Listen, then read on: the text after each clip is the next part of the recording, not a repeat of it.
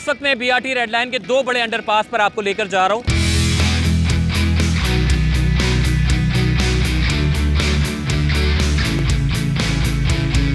Water hydrant underpass यहां पर बनाया जा रहा है।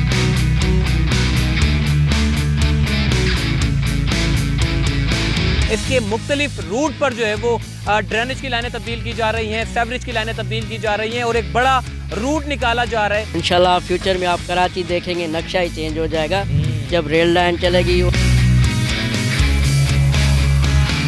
बड़ा ज़बरदस्त और बड़े अच्छे तरीके से यहाँ पर काम चल रहा है। जाल बिछाने का अमल शुरू हो गया है, उसके बाद कंक्रीट का सारा माल होगा वो डाला जाएगा और एक अंडरपास की शक्ल जो है वो हमें देखने को नजर आएगी। वज़ीर ट्रांसपोर्ट ने ये कहा है कि अगले 2 साल में आपको ये पूरा मंसूबा जो है वो मुकम्मल होता हुआ नजर आएगा। अस्सलाम वालेकुम जी, चल पड़ते मैं आपको खुशामदीद कहता हूँ। इस वक्त मैं बीआरटी रेड लाइन के दो बड़े अंडरपास पर आपको लेकर जा रहा हूँ।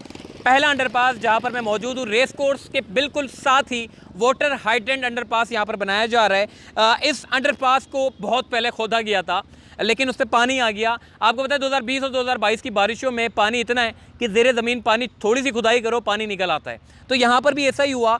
जैसे ही अंडरपास की खुदाई का काम शुरू हुआ तो पानी निकल आया, दूसरा लाइन भी फट गई थी, जिसके बाद ये पूरा अंडरपास आपको पानी पानी में बहता हुआ नज़र आएगा। अब यहाँ पर क्या काम चल रहा है, इस अंडरपास को कंस्ट्रक्शन करनी है तो इससे बराबर में बिल्कुल मेरे साथ ही बड़ी एक्सक्यूवेटर मशीन जो है वो लगी हुई है, जहाँ पर 36 इंच की बड़ी लाइन डाली जा रही है जो कि सेवरेज की लाइन, ड्रेनेज की लाइन तब्दील करके फिर इस अंडरपास का जो पानी है उसको निकाला जाएगा। इस अंडरपास को बीआरटी रेड लाइन मंसूबे के तौर पे जो है वो इस्तेमाल किया जाएगा। बसें अंडरपास के ज़रिए जाएगी और मज़ीद आगे जाएंगे तो आपको एक और टीपू सुल्तान अंडरपास देखने को मिलेगा। वहाँ पर भी अंडरपास बना दिया है, वहाँ से भी बस गुजारने का जो है एक मेन रास्ता है। ये बड़ा मंसूबा है बीआरटी रेड लाइन, 26 किलोमीटर का ये मंसूबा है जो कि मलीर मॉडल कॉलोनी से लेकर नुमाइश पर जाकर इसका इख्तिताम हो जाएगा। मुख्तलिफ बसेस होंगी, इसमें रेड कलर की बसें होंगी और ये तमाम की तमाम बसें एक रूट पे चलाई जाएंगी। यानी कि मलीर मॉडल कॉलोनी से शुरू होगी, मलीर कैंट गेट नंबर 6 पर आएगी, उसके बाद फिर मेन मौसमियात पे, फिर सफूरा पे, उसके बाद नीपा चौरंगी पे, उससे फिर मजीद आगे जाएगी सिविक सेंटर और वहाँ से होती हुई यूनिवर्सिटी रोड पे, जेल चौरंगी से होती हुई न्यू एमेजिना रोड और बिल आकर नुमाइश पर जाकर इसका इख्तिताम हो जाएगा। तो ये एक बड़ा मंसूबा है, 26 किलोमीटर का मंसूबा है। इसके मुख्तलिफ रूट पर जो है वो ड्रेनेज की लाइनें तब्दील की जा रही हैं, सेवरेज की लाइनें तब्दील की जा रही हैं और एक बड़ा रूट निकाला जा रहा है जो बीआरटी का एक बड़ा रूट होगा जो दरमियान से होता हुआ जाएगा। लेफ्ट साइड पे लोकल ट्रांसपोर्ट होगा, राइट साइड पे लोकल ट्रांसपोर्ट होगा। सर्विस रोड को बड़ा किया जा रहा है, जो सर्विस रोड किसी इस्तेमाल में नहीं थी अब उनको भी इस्तेमाल में लाया जाएगा, क्योंकि रोड अगर बीआरटी का निकाला जाएगा तो बराबर का जो सर्विस रोड किसी ज़ेर इस्तेमाल में नहीं था, जहाँ कचरा मलबा पड़ा हुआ था, उनको भी रोड की शक्ल दी जा रही है ताकि लोकल ट्रांसपोर्ट को मुतासिर ना हो। साइड इंजीनियर अशफाक अहमद भाई इस वक्त हमारे साथ मौजूद है। हाइड्रेंट अंडरपास जो कि बीआरटी रेड लाइन का बन रहा है वो इस वक्त हमारे साथ जो है वो बिल्कुल साथ ही मौजूद है, अंडरपास बिल्कुल बराबर में। यहाँ पे क्या काम हो रहा है सर, ये बताइएगा अशफाक भाई। यहाँ पे हमने देखा था अंडरपास पे पानी आ गया था, वो पानी क्यों आया था और अब साइड के ऊपर आप क्या काम कर रहे हैं? बिस्मिल्लाहिर्रहमानिर्रहीम। असल में ये अंडरपास में पानी आ गया है, ज़मीन से भी आ गया है और कुछ पाइप डैमेज हुए हैं जो कि हाइड्रेंट आपके अपोजिट में है वाटर का, तो वहाँ से भी कुछ पाइप जा रहे हैं, उनके भी लीकेज हुए, डैमेज हुए। और अपोजिट में स्कूल वगैरह भी हैं, उनकी भी ड्रेनेज लाइन है, ज़ाहिर है वो तो अफेक्ट पड़ता है। तो इंशाल्लाह कोशिश है कि हम सेवरेज लाइन पाइप डाल के कंप्लीट तो इसको डी वाटरिंग करेंगे और बाहर निकालेंगे पानी को।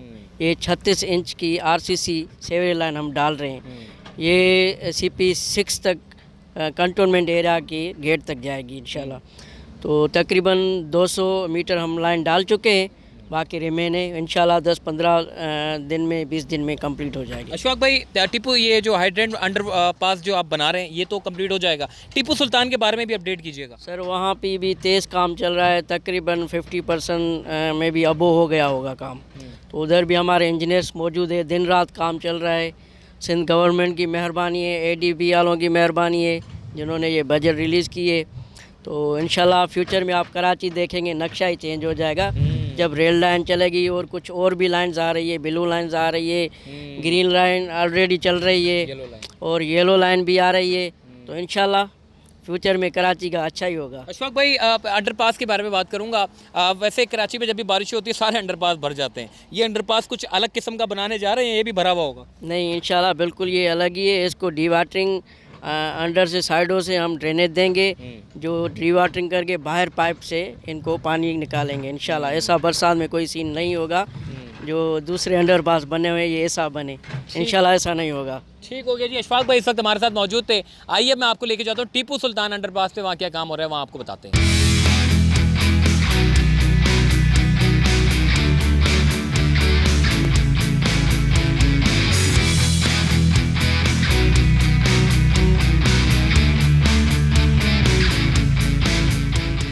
इस वक्त मैं मेन टीपू सुल्तान अंडरपास पर मौजूद हूँ। मलिर कैंट गेट नंबर 6 से जब आप पहले की तरफ आते हैं, मलिर मॉडल कॉलोनी की तरफ जाते हैं, तो इसके दरमियान में एक बड़ा सा अंडरपास आता है। बड़ा ज़बरदस्त और बड़े अच्छे तरीके से यहाँ पर काम चल रहा है। मैंने देखा था 2 महीने पहले जब मैं यहाँ पहुँचा था, पूरा क्लोज था, रोड था पूरा, मतलब यहाँ पर अंडरपास की खुदाई भी नहीं हुई थी। लेकिन इन्होंने इतनी जल्दी और इतनी अच्छे तरीके से इसका काम किया है कि एक अंडरपास की शक्ल हमें देखने को नज़र आ रही है, साथ साथ रोड भी निकाल रहे हैं और इसका बड़ा मोटा जाल बिछाया जा रहा है क्योंकि बड़ी बड़ी बसें चलनी हैं, तो उस हिसाब से अंडरपास के ऊपर काम चल रहा है। बाकी ओवरऑल मलिर मॉडल कॉलोनी से जब चलेगी बसें तो यहाँ से होती हुई सफूरा और मौसमियात से होते हुए सफूरा जाएगी और फिर नुमाइश पर पहुँचेगी। तो यहाँ पर अंडरपास बनाने का जो मेन मकसद था वो ये था कि यहाँ पे अतराफ़ में बड़ी बड़ी आबादियाँ हैं। अगर इसको रोड की ज़रूरत में निकाल देते तो फिर यहाँ के जो यू टर्न बनाना था उसके लिए भी मुश्किल हो जाती और यहाँ के जो लोकल ट्रांसपोर्ट है उसके लिए भी बड़ा मसला होता। तो इसीलिए इन्होंने ये फ़ैसला किया कि इस जगह के ऊपर एक अंडरपास होना चाहिए ताकि बसें भी गुजर जाए, लोकल ट्रांसपोर्ट को भी मुतासर ना करे। अभी अगर मैं काम के बारे में बताऊँ ना, पहले जब हम यहाँ पहुँचे थे तो थोड़ी सी सीमेंट यहाँ पे लगी हुई थी, अब यहाँ पे इस पूरे काम को आगे बढ़ा दिया है। अब जाल बिछाने का अमल शुरू हो गया है, उसके बाद कॉन्क्रीट का जो सारा माल होगा वो डाला जाएगा और एक अंडरपास की शक्ल जो है वो हमें देखने को नज़र आएगी। बाकी जो अंडरपास है, पहले यहाँ पे पानी भरा हुआ था, साइडों पे इन्होंने पूरी सीवरेज की ड्रेनेज की लाइनों को तब्दील किया है। सारा पानी निकालने के बाद अब यहाँ पर जो मुस्तकबिल में अक्सर शहर कराची में आप देखते हैं कि अंडरपासेस जो है वो थोड़ी सी बारिशों में जो है वो भर जाते हैं, मगर इन अंडरपासेस को इस टेक्निकल अंदाज में बनाया जा रहा है, बड़े अच्छे तरीके से बनाया जा रहा है कि मुस्तकबिल में अगर बारिश का पानी गिरता भी है तो उसको जो है वो डी वाटराइज करके जो है वो पानी को निकाल लिया जाए। जदीद किस्म की जो है वो मशीनरी लगाई जाएगी ताकि पानी जो है वो अंडरपासेस में जमा ना हो। ओवरऑल यहाँ पे काम चल रहा है, मजदूर लगे हुए हैं, मजदूरों की भी एक बड़ी काविश होती है, बड़ी मेहनत होती है कि वो इस पूरे मंसूबे को काम करने में अपना बड़ा अहम किरदार अदा करते हैं। और इंशाअल्लाह वज़ीर ट्रांसपोर्ट ने ये कहा है कि अगले 2 साल में आपको ये पूरा मंसूबा जो है वो मुकम्मल होता हुआ नज़र आएगा। येलो लाइन की भी बड़ी अच्छी खुशखबरी है, बहुत जल्द कुछ दिनों के अंदर जो है वो येलो लाइन के ऊपर भी काम होता हुआ हमें नज़र आएगा। मलिर एक्सप्रेस वे पे काम हो रहा है, माड़ीपुर एक्सप्रेस वे पे काम हो रहा है। इसके अलावा और भी शहर कराची के मुख्तलिफ प्रोजेक्ट हैं जिनके ऊपर काम तेज़ी के साथ किया जा रहा है और ये तमाम प्रोजेक्ट जो है वो सिंध हुकूमत की ज़ेर सरपरस्ती किए जा रहे हैं और उनको पाया तकमील तक पहुँचाने के लिए तमाम लोग जो है वो मुतहर्रिक है। तो अपना ख्याल रखिएगा, फिर इंशाअल्लाह आपको 1 आध 2 महीने में फिर अपडेट करेंगे BRT रेड लाइन के मुतालिक। अल्लाह हाफ़िज़।